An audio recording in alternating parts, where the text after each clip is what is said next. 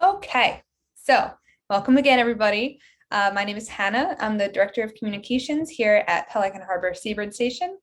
And today we will be looking at over 4 decades of Pelican Harbor data. So data used to be completely handwritten, notebooks, random scraps of paper, not the most organized. And actually, one of my first years at Pelican Harbor, I had the amazing task of digitizing about 30 years of paper data. So I digitized it and now I crunched it. So I kind of have um, the whole process there. So a little bit about us. We were founded in 1980 by this couple here, Harry and Darlene Kelton. Started with one pelican and one houseboat. So most of you know this story by now, but it was a retired couple that lived in the marina that found a pelican with a hook. They took the hook out, cleaned it up, but it was still pretty weak. So they kept it on their houseboat in their shower, fed fish for a couple of days, let it go. And then they quickly realized that there was a lot more injured animals out there and there weren't necessarily any centers or veterinaries offices that were able to accommodate that. So we fully incorporated as a 501c3, and we've been operating ever since. I think these pictures are just so wild because if you have been to our current location, you can see that we've obviously, revamped and stepped it up since this. It used to literally just be chain link fence, kiddie pools. There wasn't even roofs on top of the enclosures. Whenever the pelicans were ready, they just kind of flew away. So it was a little, haphazard in the beginning days. But here we are now. Oh no, my now didn't come. There we go. So back when we started, brown pelicans were still on the endangered species list. And now they're completely delisted. And we would like to think that we had, some part in that. We have treated over 9,000 brown pelicans and released 7,000 in our history. And back then we were almost completely pelicans, besides maybe one or two royal terns or gannets a year. It was hundreds and hundreds of patients, but it was just pelicans. And now we treat over 130 species annually. And in our entire history, we've treated over 200 different species. So going from one to maybe three species to over 200, it's so amazing. And then same thing with the number of patients a year. We've obviously grown astronomically since then, and so has our staff. So we have a large staff here, very, very female, but we love you, Christopher. Just an amazing crew, some new, some old, and we're just so happy to have the team that we do. So this is our kind of a bird's eye view of our current property. This is what years and years ago we had envisioned maybe in the future we could do. We could make our hospital a little bigger. We could make the enclosure a little bigger, maybe add this walkway. But as the years went on, we realized if we're going to do this, we need to do this right. And we have just we have outgrown our space. It's, the size of a studio apartment, basically.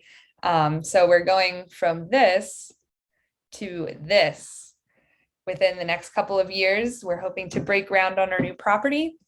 So you can see here the yellow rectangle is approximately the size of our entire property right now. So that's our cages, our outdoor enclosures, our hospital, our offices. So it's going to be 14 times the size of our current location. So really moving into future there, into like amazing new facility, amazing new ability to treat even wider range of species, wider range of patients, and give them better quality of care. So that's the future. So let's go into the past again. So wildlife rehabilitation as a whole is relatively new. In 1918, the Migratory Bird Treaty Act was established, protecting all migratory birds in America. And this was because they were being hunted primarily for their feathers. Their feathers were used in women's caps and in clothing and brooches. So that's kind of the first piece of legislature that was created to protect these species. And it wasn't until 1972 when the International Wildlife Rehabilitation Council was established um, that wildlife rehabilitation as a whole kind of came to be. So just 8 years after that is when we were founded. So we got in the beginning, and we've been at the forefront ever since. 2 years after our inception, the National Wildlife Rehabilitation Association was founded, and then in '88, the Florida Wildlife Rehabilitation. So we've really, we've been growing as wildlife rehabilitation as a whole grows as well, as we do more studies, as we learn more about species specific treatments, different levels of the care that can go into wildlife rehabilitation, when in the beginning it was just kind of nobody knew what they were doing. Uh, it wasn't a field really until the 70s. So everyone on our staff, all of our rehabilitators are state certified, and we also have many federal permits in order to do wildlife rehabilitation with these migratory birds. And we also have 2 part-time veterinarians. So we have a very educated staff. All right, into a little bit of history. As I was saying before, almost exponential growth in the last couple of years. So in 1980, I think the first couple of years we had 100, and then 200, 300. And really within those first couple of decades, it's primarily pelicans.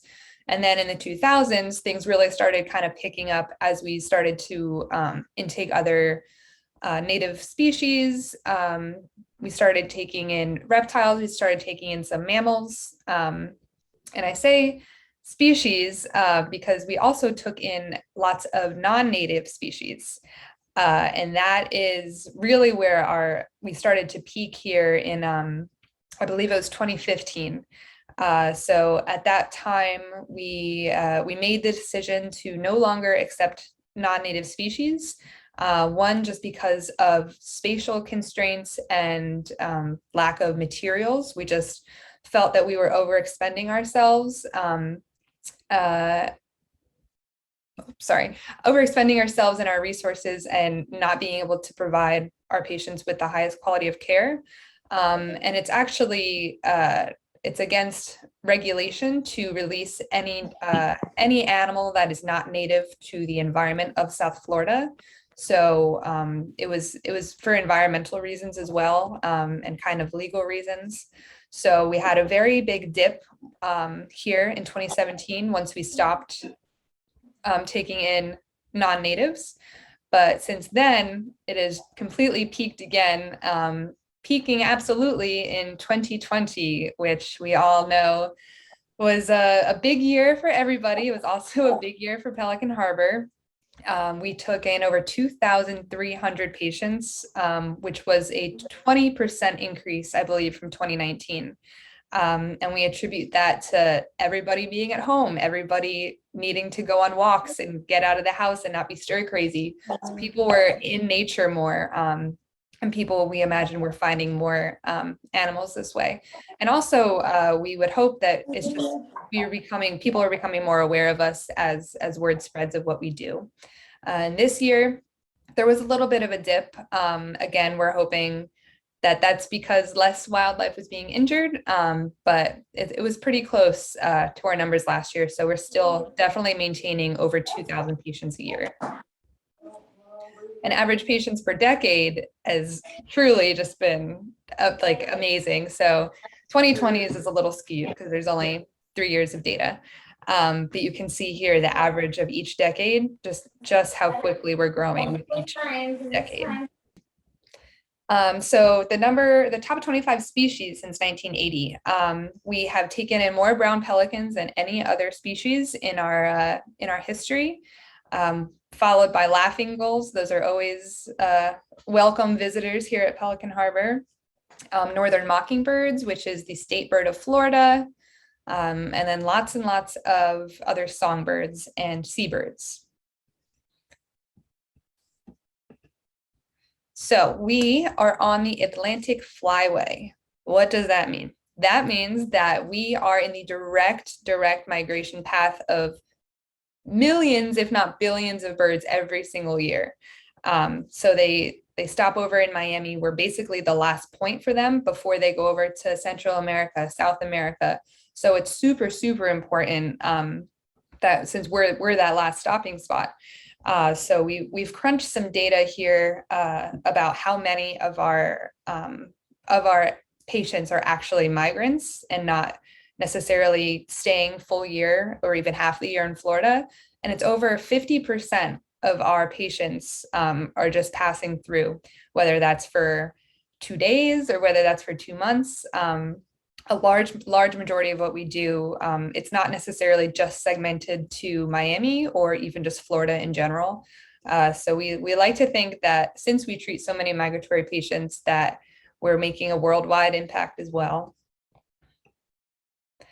We also have gotten a couple of vagrant species, which means that they're not expected to be seen in Southeast Florida. And most of these come to us because of wayward stragglers for storms. So there's often some interesting intakes after a large tropical storm or hurricane, knock on wood. So we do primarily treat birds. In the last couple of years, we've kind of been stepping up more mammals. So we have still three-fourths of our intakes are birds, and of those, just about half are songbirds, a quarter seabirds, and shorebirds. And then you can see the others there. 14% raptors, which has really been increasing the last couple of years too, as we increase the quality of our outdoor enclosures and have better conditions for our raptors out there. And brown pelicans still make up 25% of every single patient we've ever treated. And that number actually is going down. You can see here, this is the percent of pelicans versus the entire intake for the year. So in the 80s and 90s, it was almost 100% of the animals that we took in were pelicans. And then it really started drastically declining as those other patients grew to such a high number. It kind of diluted, if you will, the percentage of our patients that were pelicans. And we also would really love to think, and I do think that a lot of this has to do with education. Just less pelicans are being injured. Less pelicans are getting caught in fishing gear and things like that. Let's see. Ooh. No, I think I'm missing a graph.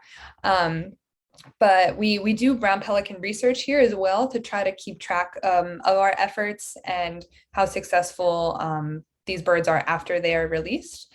So what we do for that is we put these metal bands. They are federal bands that each has a very specific number that corresponds into an online database.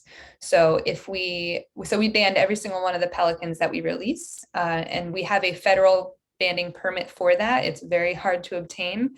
You can't just go banding any bird you want. So we're very lucky to have that. And so you can see even here on the left, the returns from the past came all the way from North Carolina down to Florida. And we even have them, I'm not sure where our furthest is, but Georgia and everywhere. And the age, so 7, 13 years old, 12 years old. So it's so cool to be able to have that as a data point to see if we're having any repeat customers, as we say, or where they might be coming from, how old they are, things like that. And we're also very, very proud of this. Our release rate for brown pelicans is 75%, meaning that of all of the pelicans that come in, those that survive the first 24 hours, there is a 75% chance that they will be released. And we release 75% of those. So really proud of that stat. And I think we really are just on the highest level of care for pelicans. When you see that many, you learn a lot, and you learn best practices, and our amazing veterinarians or pelican experts, if you will. Okay, here's the graph I was thinking of. So yes, our pelican numbers are decreasing, but we are also seeing much less pelicans with hook and line injuries. So you can see in like 85, it was so many pelicans that were admitted. Almost all of them also had hook and line injuries. But then as you go forward in time, that delta kind of becomes a little larger, of the percent of pelicans. So it used to be up near 100 or 90. And now the percent of pelicans that are coming in with hook and line is all the way down to 20. So now when they come in, they're weak. They have botulism, which is basically just like a weakness sickness. A lot of times they come in with fractures, but we really like to see this consistent downward trend of the number of pelicans that are coming in with these injuries. So that's kind of our historical. And then just going back to last year, we treated, as I said, 2,129 patients of 134 species. So half of these are brought in by the finder. Somebody will happen upon it, call us, we'll instruct them on how to contain it. And then 15% are arriving from Uber.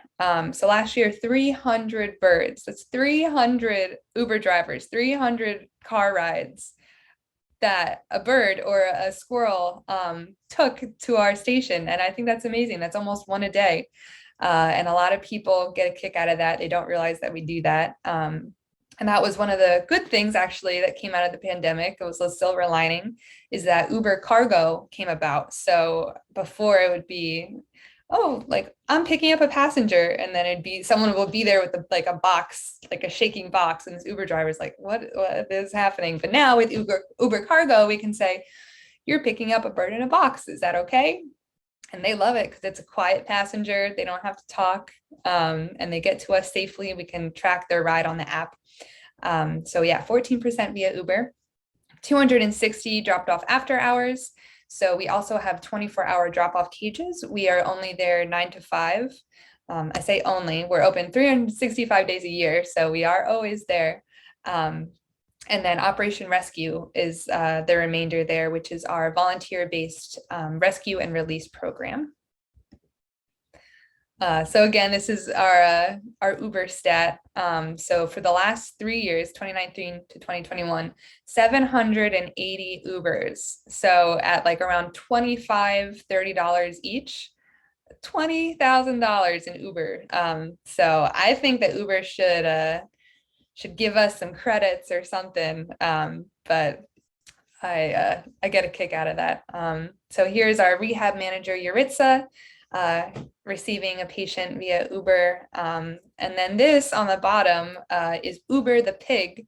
So he was one of our very first patients that came in via Uber back in the days where we treated non-natives. So he's just a normal old domestic pig that came in, I think it was 2015. So he was rehomed to a local farm where he, I believe, is still doing well. Oh, there it is. Yes, Uber was patient number 1 on Christmas Eve. Patient number 1 via Uber. So he was our Christmas Eve present there. Here's our patients in care last year.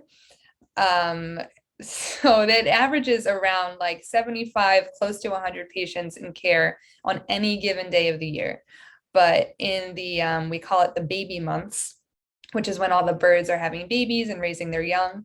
For a good 2 months or so, there is over 100 patients in our clinic, in our very tiny clinic.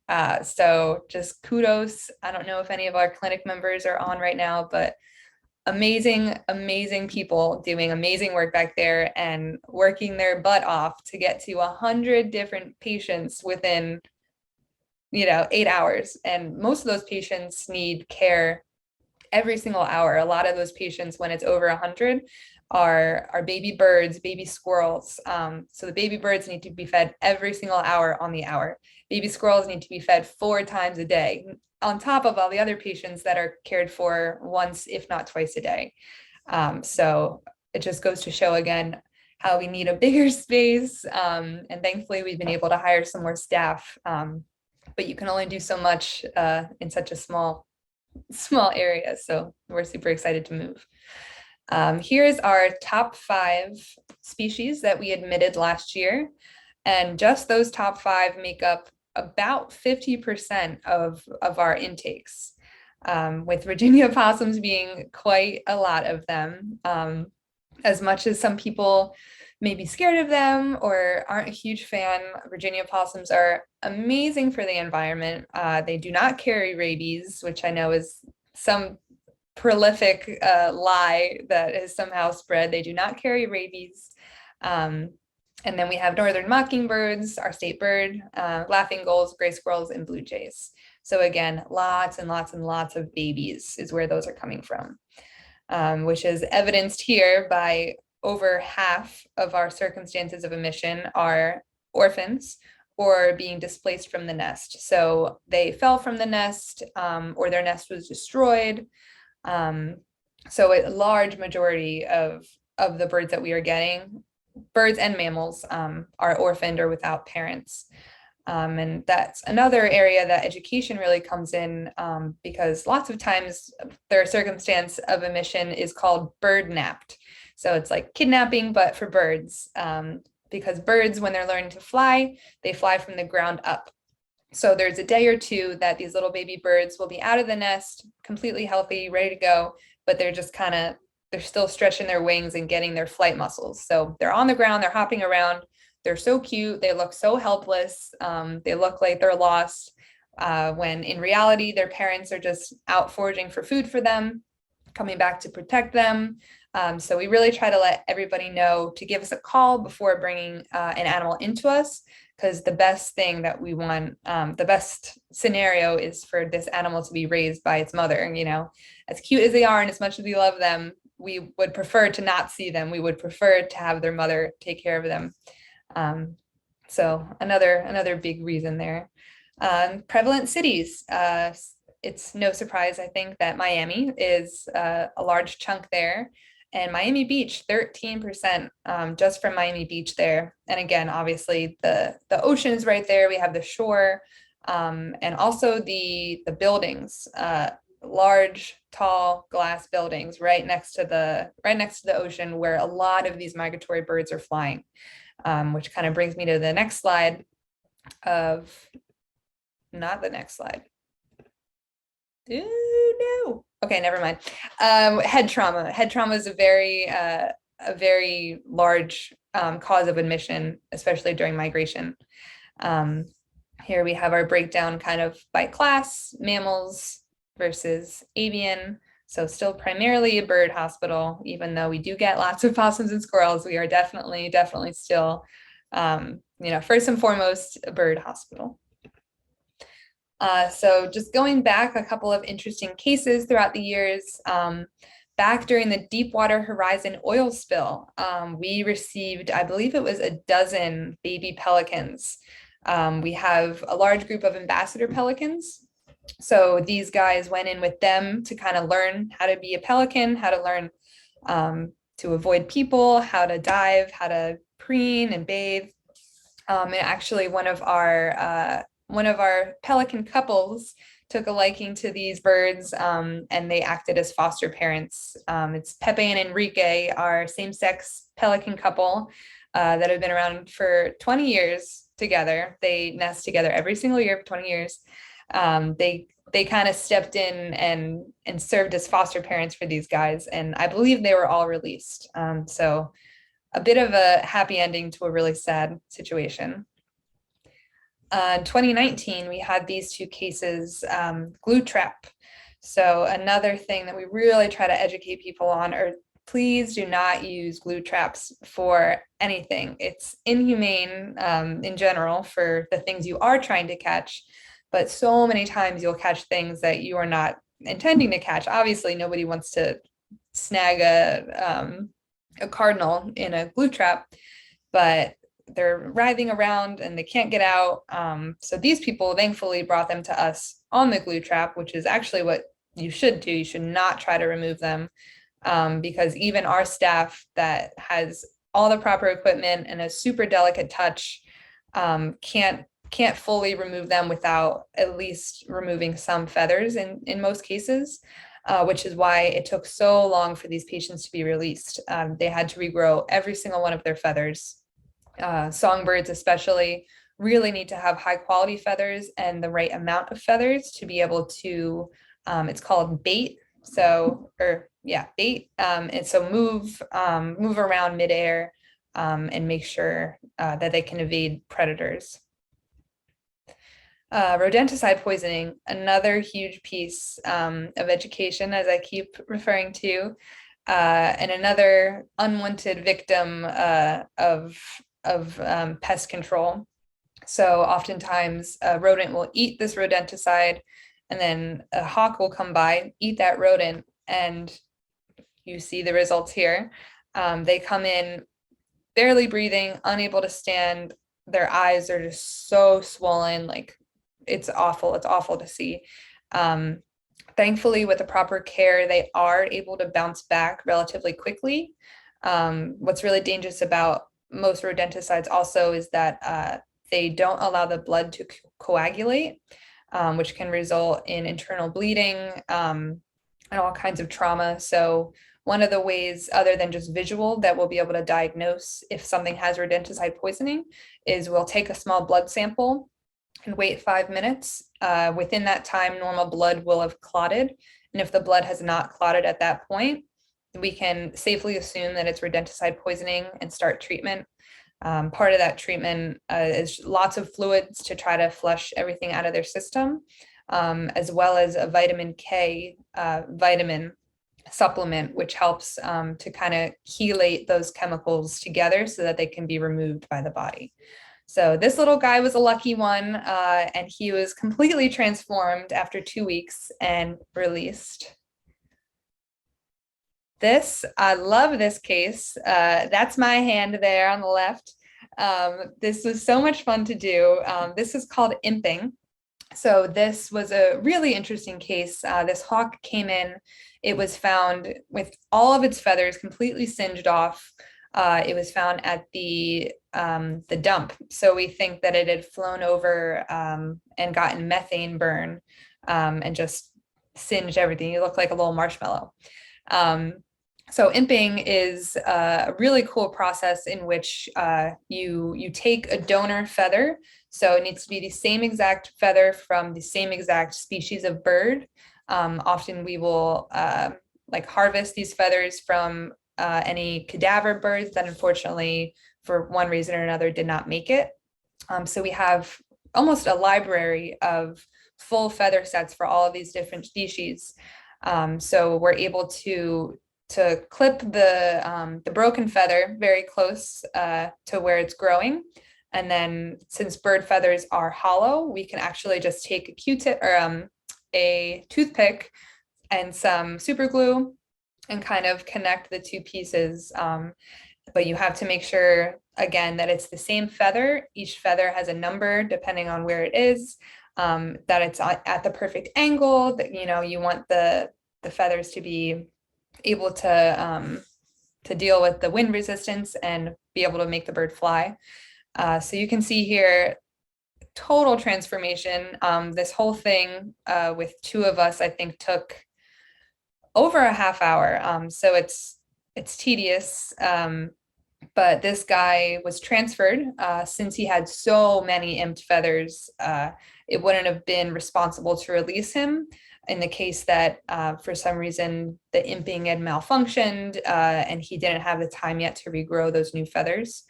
Often, if you need to imp 1, 2, or 3 feathers, that should be fine. But in his case, we're an entire set of new feathers.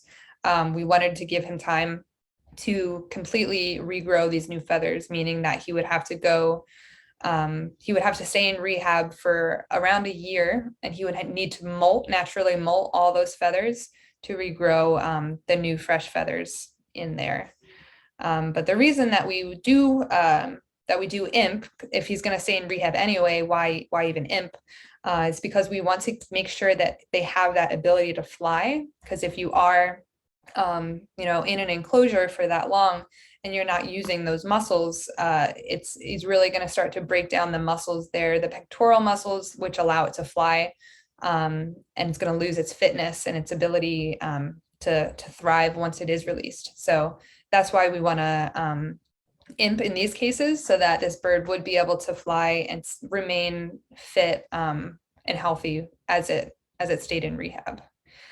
Oh, sorry, I should have given a warning. This one's a little graphic, but here's a pouch tear from 2020.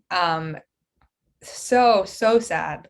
This often occurs when a pelican gets a hook stuck in its pouch, and a fisherman tries to take it out, reels it, doesn't realize it's caught, or people often feed pelicans the carcass from a fish that they have just filleted. Whereas these fish are not what they would normally eat in the wild. They're way too big, and their vertebrae and their bones are just essentially razors. So if the bird tries to regurgitate that, it's just going to slice its pouch up.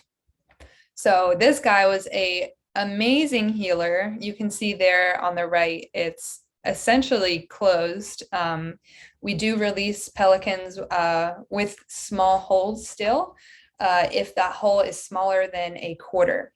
And that is because over time that will naturally contract to be non-existent. And we feel it's better to get them back out into the wild if that is not going to impact them whatsoever, or their ability to thrive out there in the wild. So he was released soon after that photo was taken. And many times we don't actually have to do anything at all. If it's smaller than a couple inches, we'll usually make sure it has antibiotics and pain medication that's being cleansed, but we'll let the body do its job. And like I said, they just contract naturally really well on their own. So that's something else that we've learned over the years. Usually it was pouch tear, we're going to do surgery. Pouch tear, we're going to do surgery. But and other centers too around the country, everyone kind of aggregated their data, talked about what they were seeing in their treatments, and we've decided now to kind of change our treatments going forward depending on the case. Another sad story here. In 2018, we got a call about 2 turtles that were found floating in the bay, chained together. And that in and of itself is crazy. Like, what? Who would do that? That's insane. When we received them, we saw that it was actually a Santeria ritual, if you will, that someone had abused and mutilated these turtles for. So we opened the bundle there that was tying them together. We found 2 voodoo dolls. We found 2 photographs. We found cinnamon. And after doing some Googling, we think it was some sort of a love. I'm not sure. Horrific, terrible. We reported it, but there's not much you can do with an old soggy photo. So one of the turtles was a non-native, but given the crazy circumstances and the severity and just the case, we did decide to treat it. And if it survived, we were going to place it. We weren't going to release it. We would have placed it somewhere. However, unfortunately, he did not make it. Both of these are freshwater turtles. So the fact that they were found in the bay, we're not sure how long they were there, but they both developed severe like respiratory infections that the slider just wasn't able to recover from, unfortunately. But the cooter was released after 2 months in care. He was finally released, so we were happy for a happy ending for him. Here we have a laughing gull that came in with a fracture there. And many times when one of these bones is broken, so it's the radius and the ulna there, one bone will act as a natural splint for the others. So we don't have to put a pin in it. We don't have to do surgery. We kind of let the body heal against itself on its, using itself to heal. So we wrapped it up really well, made sure it was in the right position. And it's just amazing how quickly these birds can heal, and how quickly, thankfully, we can usually, get them out of there and back into the wild. Another really cool case here, Yellowstone Osprey 19E. So you can see this osprey here has some tags on him. So just like any other band, like, okay, we'll go on, we'll report it. It's probably from Florida, like maybe it's from Georgia. So when we got the results saying that it had been banded in Yellowstone, we first double checked and then triple checked. And we were okay, I guess that's kind of crazy. So we kind of just went along with treatment. And then we got contacted from the banding center, and they also were, no, that's not right. That can't be real. But it was. We sent them pictures of both the bands. We sent them pictures of the bird. And this bird, for whatever reason, had flown across the country to end up in Miami, Florida, which is not at all along its migration path, or it had no reason to do that. So we are not entirely sure why he decided to. Maybe he wanted to get away from the cold. I don't know. He wanted a little snowbird vacation. But yeah, all the way from Yellowstone. The most common injury types also, I've mainly kind of gone over a lot of these here. Like I said, head trauma and window strikes, really huge problem during migration. If you're a bird and you're flying this fast, that looks like the clouds. You don't know what glass is. You don't know what a skyscraper is. So you see a reflection, it's the sky, and then they slam into it. And these warblers have skulls that are literally as thin as like a tissue. So even if you're flying 10 miles an hour and your skull is a tissue, then that spells trouble. Rodenticide poisoning, like I had said before. Migratory emaciation. So a really big problem here in kind of the urban environments, as the urban environments all over the country, is this kind of concrete washing of all of the services. So one that gives you or they're all impervious surfaces. So there's all this kind of runoff, chemical runoff, agricultural runoff that eventually goes into the oceans, and that's a whole nother thing. But there's just no plants, and if there are plants, they're palm trees, which aren't native and that don't provide any. They're beautiful, they're very Floridian, but they don't offer any nutrition or fuel to all these migratory birds.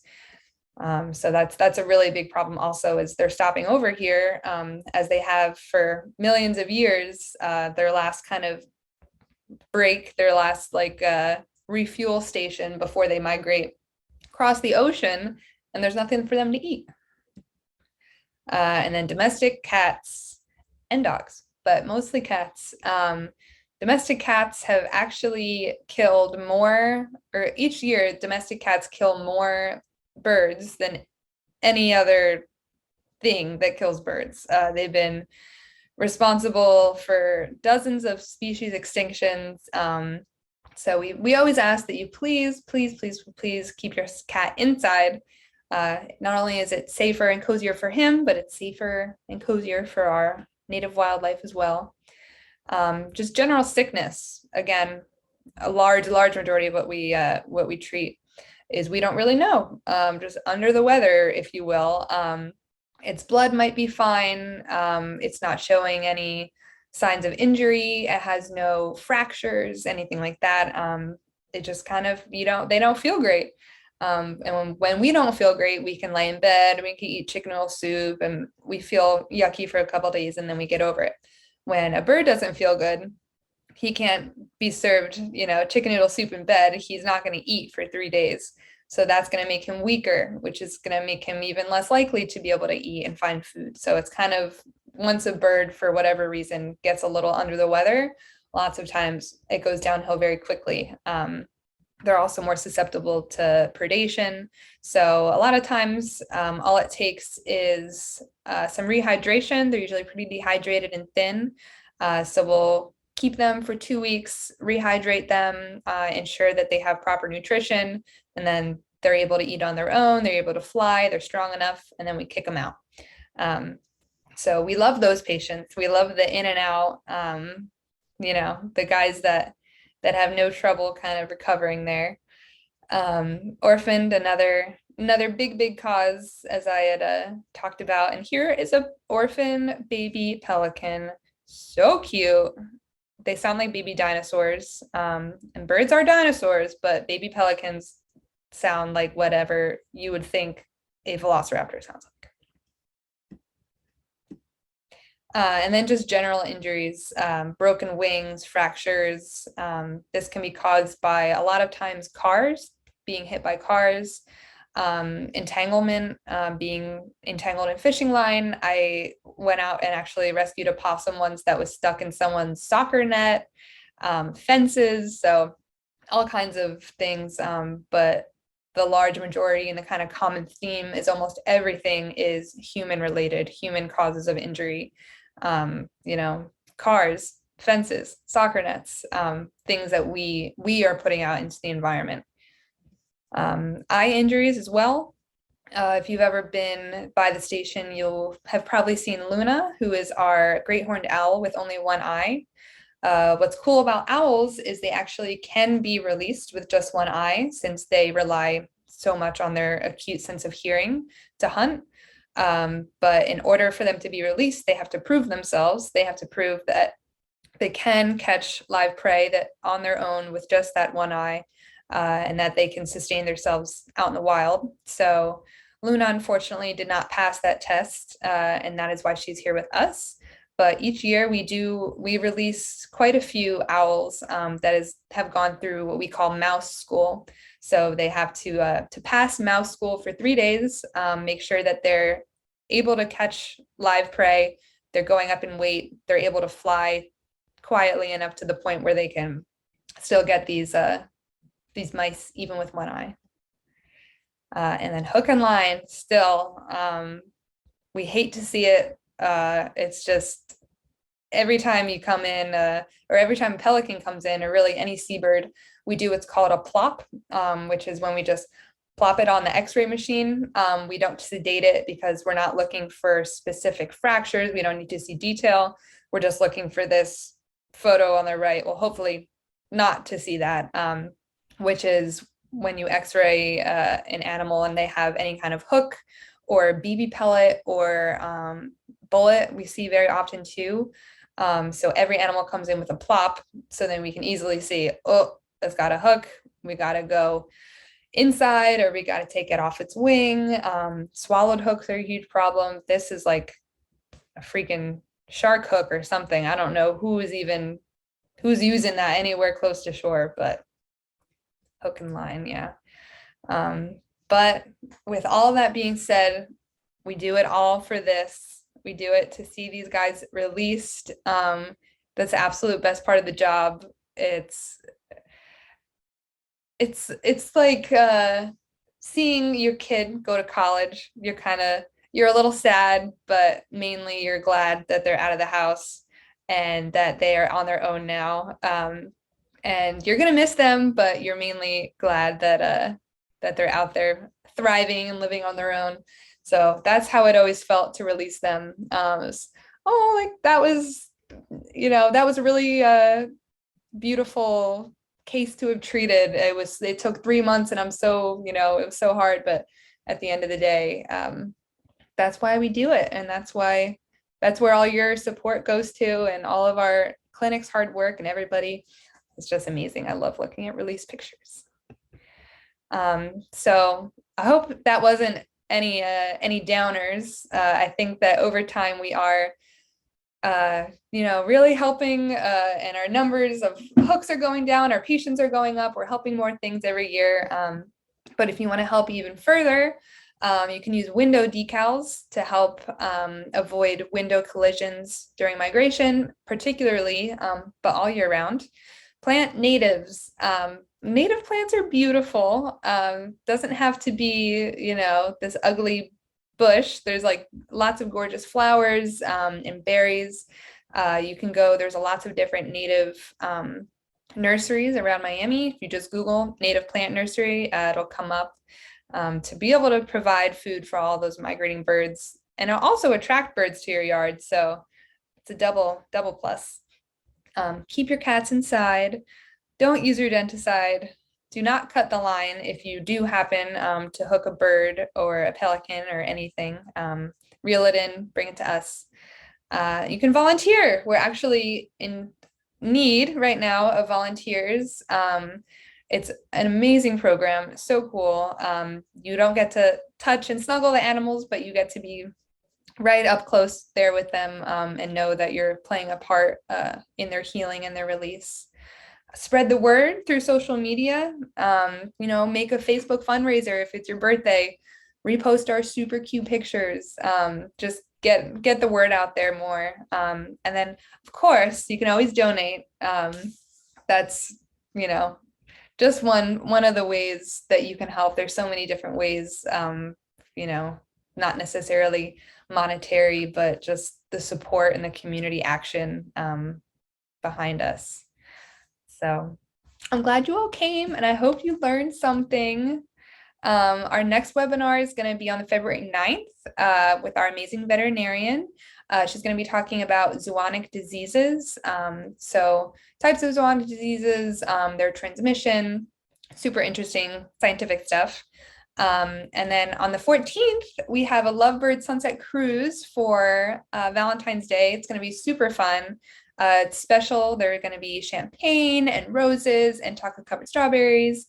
So if you haven't gotten your wife anything yet, that's an easy go-to little Valentine's Day present.